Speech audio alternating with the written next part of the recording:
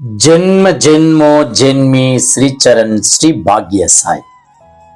அனைவருக்கும் சாய் சுப நமஸ்காரங்கள். நிலக்கோட்டையிலிருந்து சாய் உமேஷ். ஓம் ஸ்ரீ சத்குரு பகவான் பாட்டி சித்தரின் லீலாமிர்தம் 51.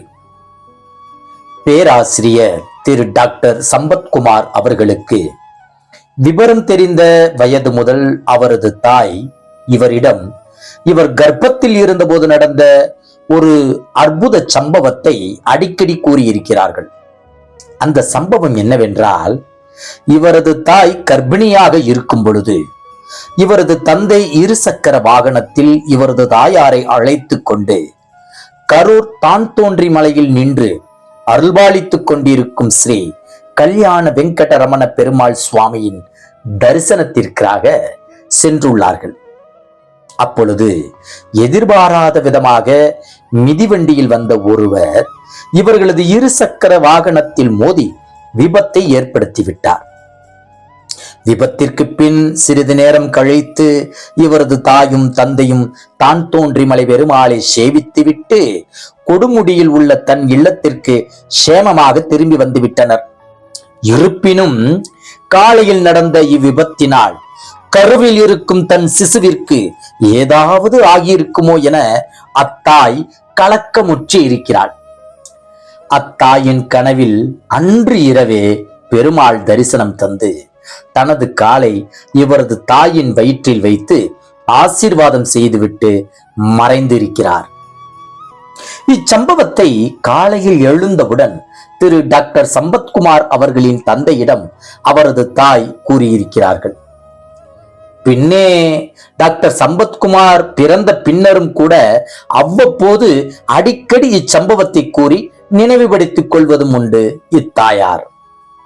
ஒரு நாள் டாக்டர் சம்பத்குமார் அவர்கள் தனது வீட்டிலிருந்து பாட்டியை தரிசிக்க கிளம்பும் போது இவரது தாய், ஏண்டா பாட்டியை நீ அடிக்கடி பெருமாள் அவதாரம் என்கிறாயே, ஏன் ஒரு தடவை கூட நீ கர்ப்பத்தில் இருந்தபோது அவரது காலை பதித்து ஆசி நல்கியதை இதுவரை பாட்டி கூறல?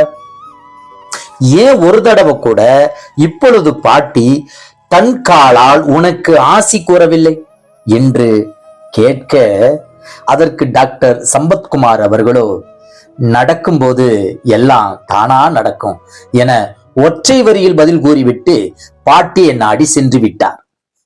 அன்றைய தினம் டாக்டர் சம்பத்குமார் அவர்கள் எதிர்பாராத ஒரு தருணத்தில் பாட்டி தன் காலை இவரது தலையில் வைத்து ஆசீர்வாதம் செய்து முதல் முறையாக குழந்தை போல கலகலகலவென சிரித்தார்கள்.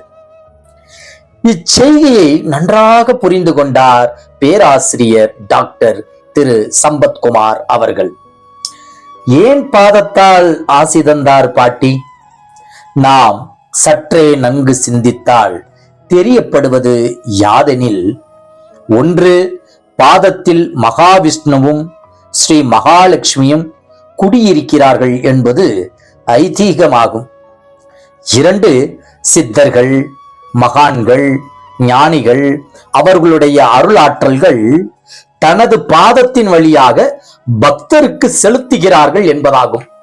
3வது, ஒவ்வொரு பக்தனும் நான் என்ற உணர்வை அவர்கள் பாதத்தில் சமர்ப்பிப்பதற்காக.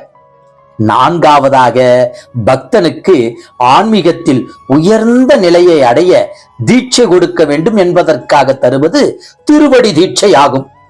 இது அனைவருக்கும் கிடைக்குமா என்றால் அவ்வளவு சீக்கிரம் கிடைக்காது. யாருக்கும் கிடைப்பதும் இல்லை.